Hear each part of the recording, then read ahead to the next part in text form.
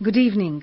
This is All India Radio and I'm Lalema Aneja Dang and with me is Nishit Kumar with the evening news.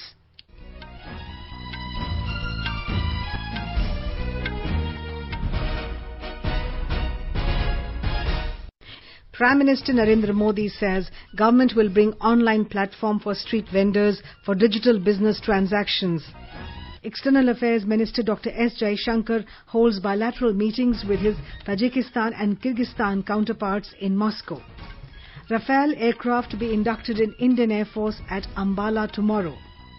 Road Transport and Highways Ministry releases over 10,000 crore rupees during COVID-19 period under Atmanirbhar Bharat scheme.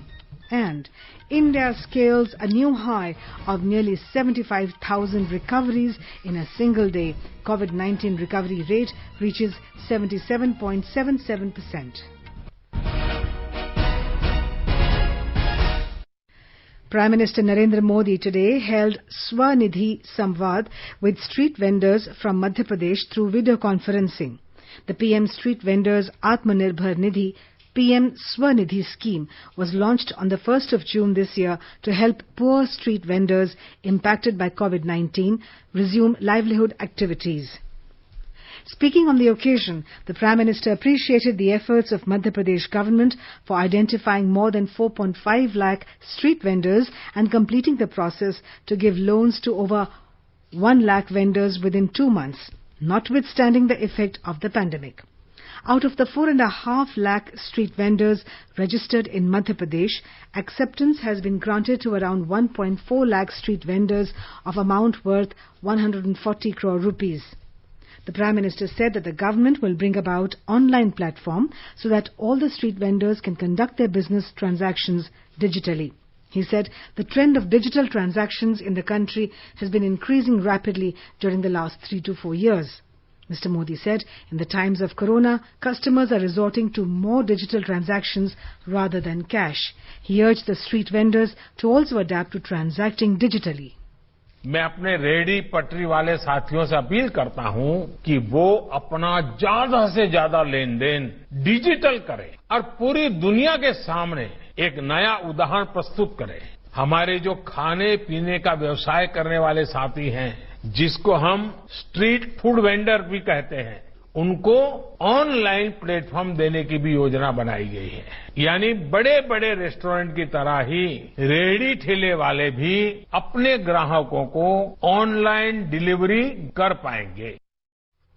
The Prime Minister said the scheme gives up to 7% rebate on the interest, and if one repays the money taken from the bank within 1 year, then one will get an interest rebate. In digital transactions, there is a cashback also. In this way, total savings will be more than the total interest. The scheme helps one get rid of interest completely. A new beginning has been made in collaboration with banks and digital payment facilitators to ensure that street vendors do not lag behind in digital shopkeeping. The Prime Minister praised the efforts of the street vendors to bounce back and appreciated their self-confidence, perseverance, hard work. He said any calamity first affects the poor, impacting their jobs, food and savings. He referred to the tough times when most of the poor migrants had returned to their villages. रेहड़ी ठेले वाले हमारे लाखों साथियों का परिवार तो उनकी रोज की मेहनत से चलता है। कोरोना के कारण बाजार बंद हो गए, खुद की जान बचाने के लिए लोग घरों में ज्यादा रहने लगे, तो इसका बहुत बड़ा असर ये हमारे रेहड़ी पटरी वाले भाई बहन हैं, उनके कारोबार पर पड़ा। उनको मुश्किलों से निकालने के लिए ही प्रधानमंत्री स्वनिधि योजना की शुरुआत हुई है। Mr. Modi said, right from the first day, the government tried to obliterate the difficulties faced by the poor and the lower middle class owing to the lockdown and the impact of the pandemic. He said the government made all efforts to provide food, ration, free gas cylinders, apart from employment through the Prime Minister Garib Kalyan Rozgar Abhiyan, the country. But the work done for the poor in the last 6 years has been unprecedented. The Prime Minister said the beneficiaries of the PM Swanidhi scheme would get access to the Ujjwala Gas and Ayushman Bharat schemes on priority basis. गरीबों के लिए जितना काम पिछले 6 साल में हुआ है और बिल्कुल प्लानिंग से हुआ है, एक चीज के साथ दूसरी चीज, दूसरे से जुड़ी हुई तीसरी चीज, हर चीज की भरपाई हो और गरीबी से लड़ने की उसको ताकत मिले और खुद ही गरीबी को परास्त करके गरीबी से बाहर निकले, उस दिशा में एक के बाद एक कदम अनेक नई पहलें उठाई गई हैं। Street vendors benefited from PM Swanidhi scheme shared their experiences. मैं सब्जी का ठेला लगाता था। लॉकडाउन की वजह से मेरा धंधा पूरा चौपट हो गया। अभी मुझे मालूम पड़ा बीच में कि प्रधानमंत्री जी द्वारा 10,000 का लोन दिया जा रहा है, तो मैंने संपर्क करके 10,000 का लोन लिया। इसके बाद मेरा धंधा वापस चल गया। मैं आज ठेला लगा के मेरे भी बच्चे सब खुश हैं। मैं सुरेश कुमार, प्रधानमंत्री योजना के तहत जो मेरे को 10,000 रुपए मिले हैं लोन पे, मैं उससे बहुत खुश हूँ और मुझे बहुत फायदा हुआ है और मेरा बिजनेस अच्छे से चल रहा है। Home Minister Amit Shah has lauded the PM Swanidhi scheme being run by the centre to benefit the street vendors. In a series of tweets, Mr. Shah said development of India is incumbent upon the development of every citizen, and Prime Minister Modi is committed to empowerment of all sections of society. He said PM Swanidhi scheme, which aims to empower street vendors, is a result of Mr. Modi's far-sighted vision and his sensitivity towards the welfare of the poor. External Affairs Minister Dr. S. Jaishankar held bilateral meetings with his Tajikistan and Kyrgyzstan counterparts on the sidelines of Shanghai Cooperation Organization SCO meeting in Moscow today. In a tweet, Dr. Jaishankar termed the meeting with his Kyrgyz Republic counterpart Shingiz Aydarbekov as fruitful. He thanked Mr. Aydarbekov for the support in facilitating return of Indian nationals. Both ministers discussed issues of bilateral and regional interest. They agreed to further enhance strategic partnership in all spheres. Dr. Jaishankar also had a meeting with Tajikistan Foreign Minister Sirojiddin Muhyiddin. The External Affairs Minister said he is pleased with the growing bilateral and regional cooperation. He added that he highly values this strategic partnership. Dr. Jaishankar is on a two-day visit to Russia to attend the meeting of Council of Foreign Ministers of SCO.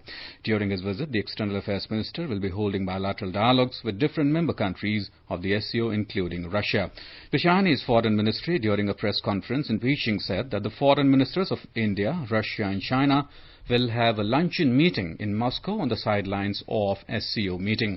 External Affairs Minister Dr. Jaishankar's visit to Russia comes on the heels of Defence Minister Rajnath Singh's meeting with his Chinese counterpart in Moscow last week on the sidelines of SCO Defence Ministers meet. It was the first in-person ministerial level engagement between the two countries after the current standoff between the two sides at the line of actual control. The first India-France-Australia trilateral dialogue was held virtual today. The meeting was co-chaired by Foreign Secretary Harshvardhan Shringla, Secretary General in the French Ministry for Europe and Foreign Affairs François Delattre, and Secretary in Australian Department of Foreign Affairs and Trade Francis Adamson. The focus of the dialogue was on enhancing cooperation in the Indo-Pacific region. The outcome-oriented meeting was held with the objective of building on the strong bilateral relations that the three countries share with each other. The three sides agreed to hold the dialogue on an annual basis.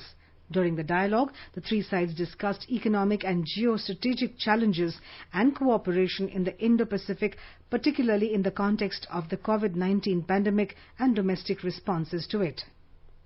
Cooperation on marine global commons and potential areas for practical cooperation at the trilateral and regional level were also discussed, including through regional organizations such as ASEAN, IORA and the Indian Ocean Commission. Chief of Defence Staff General Bipin Rawat today called for revamping India's defence public sector undertakings and ordnance factories with a focus on improving their work culture and enhancing quality control. General Rawat also said that some of India's vintage military platforms with retrofits can be exported to countries that lack the desired firepower to defend themselves. Speaking at a seminar, he pitched for having a hard look at the distribution of India's defence expenditure, saying a realistic analysis of the spending must be carried out for proper utilization of resources. The Chief of Defence Staff urged the private industry to invest in building long-term capabilities for the application of decisive military power. The Rafale fighter aircraft will be formally inducted in the Indian Air Force tomorrow at Ambala. The Defence Ministry said the aircraft will be part of 17th Squadron, the Golden Arrows. The first 5 Indian Air Force Rafale aircraft arrived from France at Air Force Station in Ambala on the 27th of July this year. Defence Minister Rajnath Singh and Minister of the Armed Forces of France, Florence Parly, will be the chief guest for the event. After the ceremonial events, Indian and French delegation will have a bilateral meeting. In Jammu and Kashmir, in yet another ceasefire violation, Pakistan troops initiated unprovoked and indiscriminate firing along the line of control in Degwar and Malti sectors of Poonch district this evening. PRO Defence Colonel Devinder Anand said Pakistan Army initiated unprovoked and indiscriminate firing with small arms and thereafter heavy mortar shelling at about 17:30 hours. The alert Indian Army troops guarding the fence are retaliating befittingly.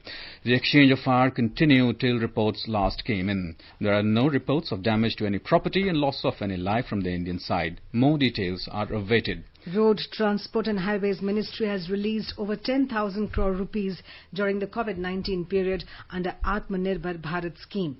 The ministry said another sum of 2,475 crore rupees is being processed and is likely to be released soon. The ministry said it has taken various steps to ensure ease of doing business and to boost stakeholder confidence in building quality road infrastructure in the country. It has simplified the payment process under the Atmanirbhar Bharat scheme.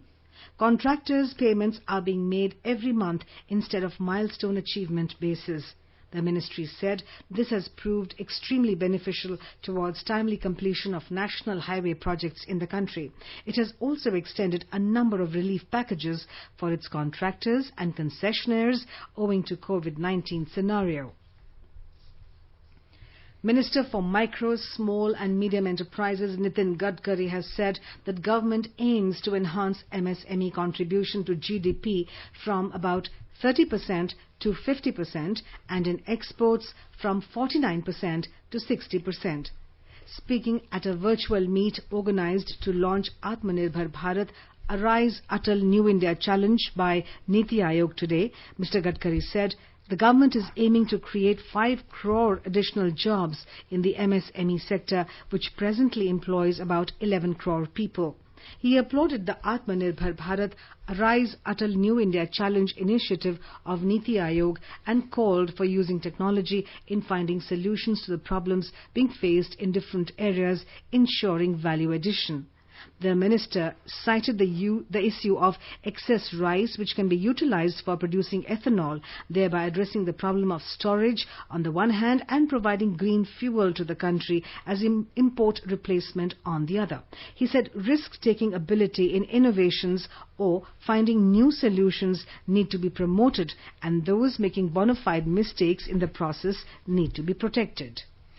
Rajya Sabha Chairman M. Venkaiah Naidu today took stock of the entire gamut of special arrangements put in place for holding the monsoon session of Parliament summoned from next Monday.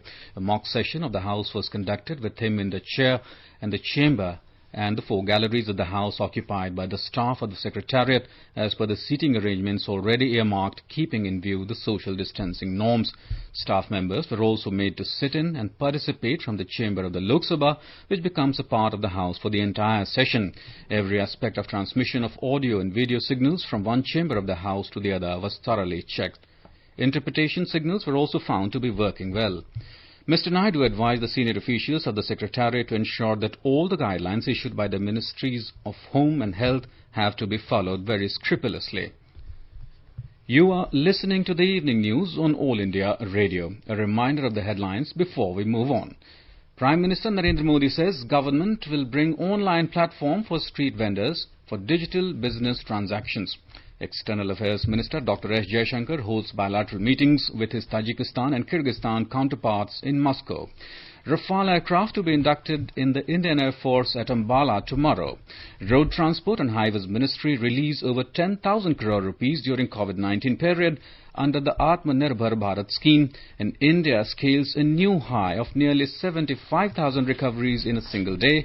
COVID-19 recovery rate reaches 77.77%. For quick news updates around the clock, follow us on our Twitter handle at AIR News Alerts. India has scaled a new high of nearly 75,000 recoveries of COVID-19 in a single day. The total number of people recovered from coronavirus has surged to a record 74,894 in the last 24 hours. With this, nearly 34 lakh people in the country have recovered from the viral pandemic. The overall recovery rate has also maintained its upward trend and has now reached 77.77%. The Health Ministry has said that the constant increase in recoveries has ensured that the actual caseload of the country has reduced and currently comprises only 20.53% of the total positive cases. The number of recovered patients has overtaken the active cases by nearly 3.8 times. The ministry said the number of recovered patients in the country has grown over 3 times in a span of 1 month. The Health Ministry has informed that the sustained high recovery rate is fueled by 9 states and union territories reporting recovery rate of over 80%. These states include Bihar, Tamil Nadu, Delhi, West Bengal, Rajasthan and Gujarat, among others. Currently, India's case fatality rate is at 1.69%. India has progressively maintained a low case fatality rate compared to the global average, which is above 3%. There are 17 states and union territories in the country which have reported fatality rates lower than 1%. In the last 24 hours, 89,706 new cases have been reported, taking the total number of positive cases to 43,70,129. Presently, the total number of active corona cases in the country is 8,97,394. In the last 24 hours, 1,115 deaths have been reported, taking the toll to 73,890. Puducherry Health Minister Malladi Krishna Rao has said that with a target to conduct over 3,000 COVID tests a day, 10 teams will be deputed for testing room. In a virtual press conference today, the Health Minister said that staff, nurses and dental students would be involved in this exercise. Our correspondent has the details. According to the Health Department, 341 more persons were tested positive for the coronavirus disease and 10 died in the Union Territory. 386 persons were discharged from the hospitals. Presently, 1,692 persons are being treated in various hospitals and another 3,078 positive cases are under home isolation in all the 4 regions. So far, 18,084 persons are infected by the virus, of which 12,967 were treated and discharged and 347 died, leaving 4,770 active cases here. With this, the recovery rate from COVID-19 disease stands for 71.70% and the fatality rate is 1.92%. Chandramohan, Air News, Puducherry. Kerala reported the highest ever single-day spike of 3,402 COVID-19 cases. 12 deaths were also confirmed today due to COVID, taking the death toll in the state to 384. 2,058 recoveries were reported in the state. There are 24,549 active cases of coronavirus in Kerala at present. All 11 members of the Great Andamanese, a particularly vulnerable tribal group, PVTG, of the islands have recovered from COVID-19. We have a report. All 11 members of the Great Andamanese, a particularly vulnerable tribal group of the islands, have recovered. They are only 59 in number and settled in Strait Island, while some of them are in jobs residing in Port Blair. 11 of them were found positive during testing with mild symptoms and subsequently were kept in GB Pant Hospital or in home isolation. After completion of mandatory quarantine period, all of them were turned negative during the sample testing at different point of time. Now few of them will be shifted back to their native place in Strait Island by Andaman Adim Janjati Vikas Samiti. Meanwhile, sample testing of other such tribes like Ongis and Jarwas were also conducted at their native places and they all were found negative. Yesterday, District Administration of Nicobar issued an order to impose fine of 10,000 rupees for making unauthorized contact with the Shompen's tribe. Gaurav Patwal, AIR News, Port Blair. In Assam, over 1 lakh persons have been discharged from hospitals so far. Health Minister Himanta Biswa Sarma complimented the efforts of all doctors, nurses and other medical staffs for their dedicated service. As on today, there are 29,203 active cases in the state. 378 persons succumbed to COVID-19. In Meghalaya, 121 new COVID-19 cases were reported today, taking the total number of active cases to 1,355. 107 COVID-19 patients recovered, bringing the total number of recoveries to 1,823.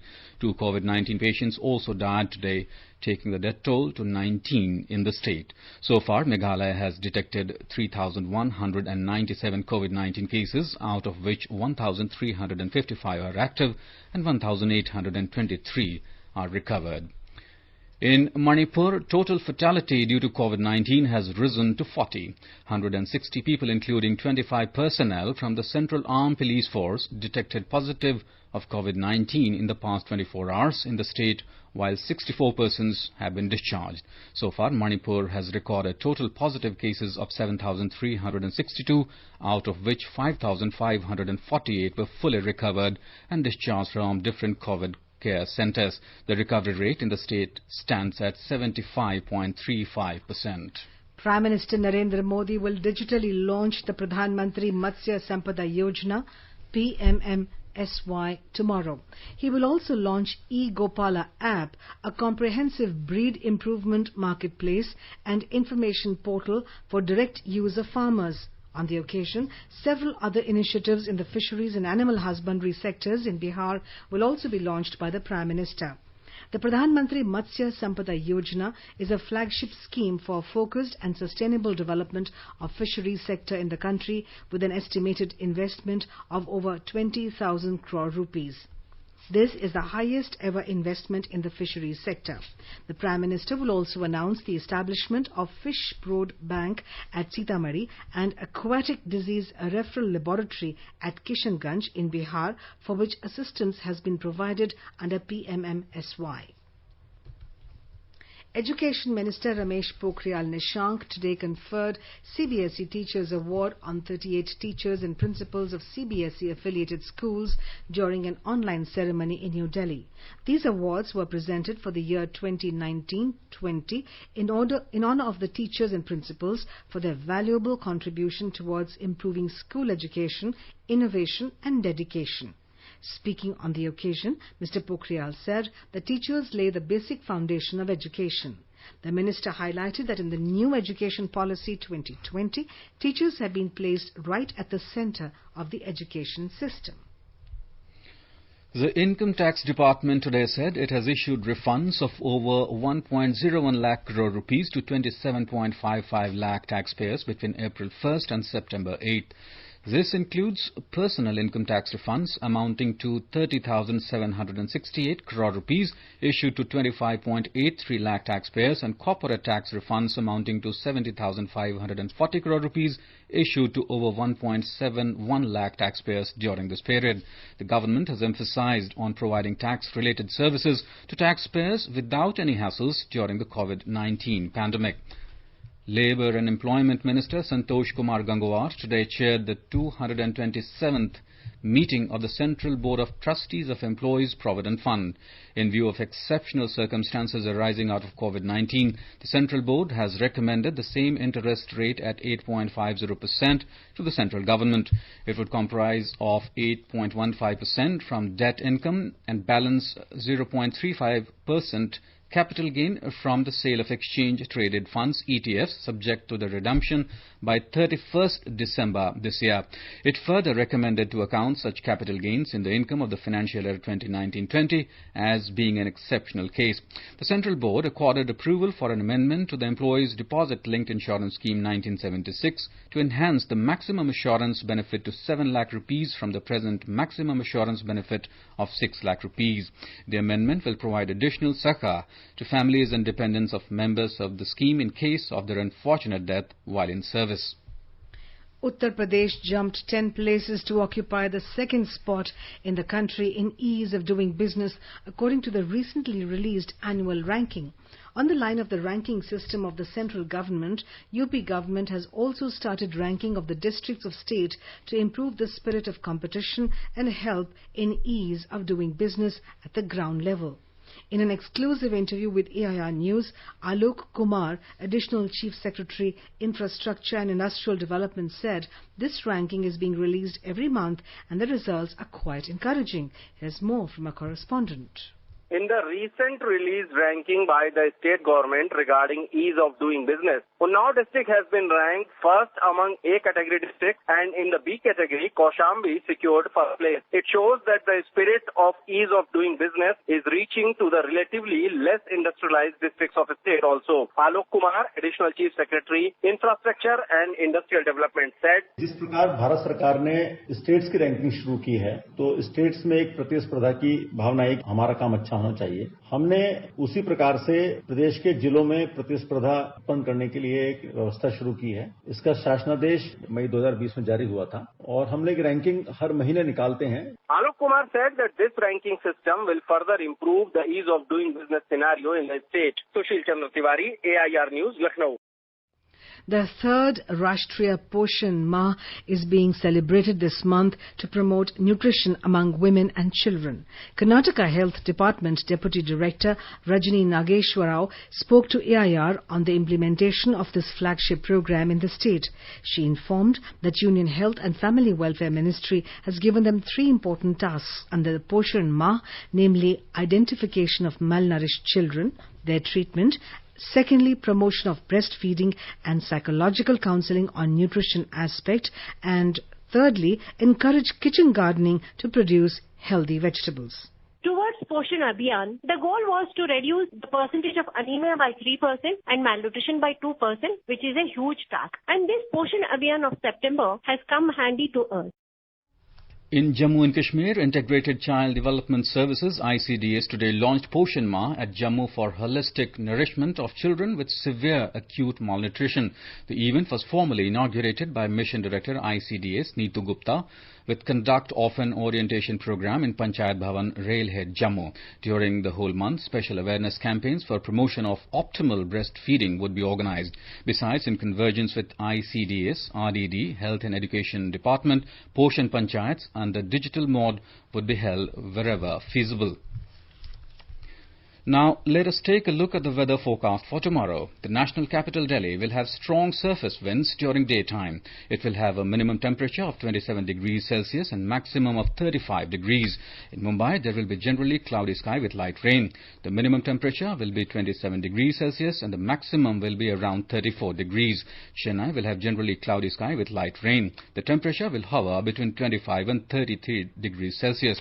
Kolkata will witness partly cloudy sky with 1 or 2 spells of rain or thunder showers. The minimum temperature in the metropolis will be around 27 degrees Celsius while the maximum will be 34 degrees. On to the north, in the Union Territory of Jammu and Kashmir, the minimum temperature will be 24 degrees Celsius in Jammu, while the maximum will be around 35 degrees. The city will have mainly clear sky. In Srinagar, the minimum temperature will be around 13 degrees, while the maximum will be 30 degrees. The city will have mainly clear sky. Ladakh will have mainly clear sky. The temperature will hover between 8 and 28 degrees Celsius. In Gilgit, the temperature will hover between 18 and 33 degrees Celsius. It will have mainly clear sky. In Muzaffarabad, there will be mainly clear sky. The temperature will hover between 20 and 36 degrees Celsius. In Dehradun, the temperature will hover between 23 and 33 degrees Celsius. The city will experience partly cloudy sky with possibility of rain or thunderstorm or dust storm.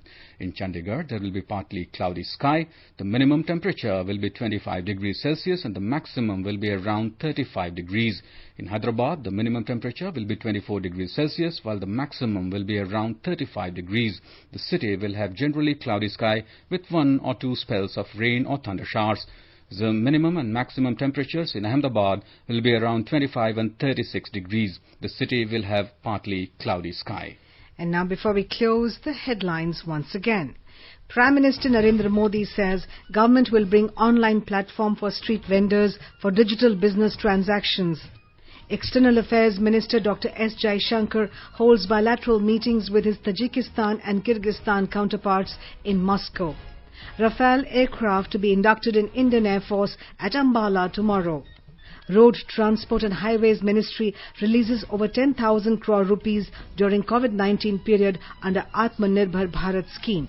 And India scales a new high of nearly 75,000 recoveries in a single day. COVID-19 recovery rate reaches 77.77%.